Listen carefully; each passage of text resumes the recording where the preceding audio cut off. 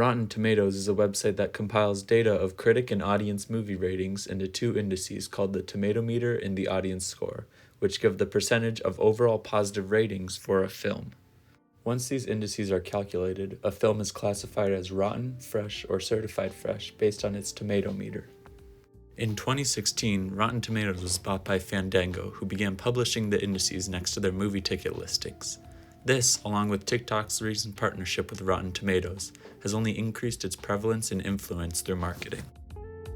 Since the tomato meter is solely a measure of critic consensus, it is often used in a variety of misleading ways.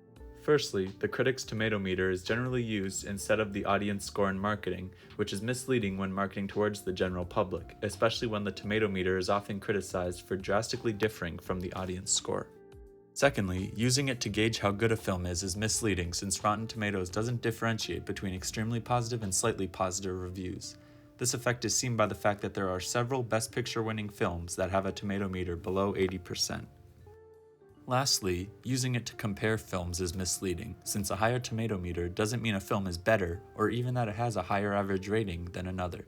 This is especially the case when comparing newer films to older ones, since the average tomato meter has increased over time.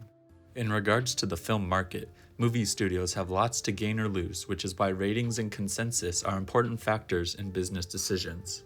When fixing budget, genre, and economic conditions, an additional tomato meter percentage point was found to correlate with an additional $1.12 million in a film's global revenue.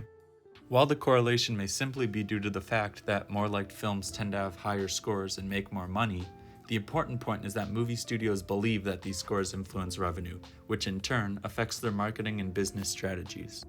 For example, movies often have press screenings, which is where critics are shown a movie in advance.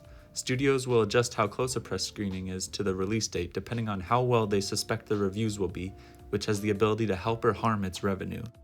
Ultimately, Rotten Tomatoes is solely a measure of critic consensus and nothing more, which is why it's concerning when it has such a seemingly large market influence for how misleading it often is.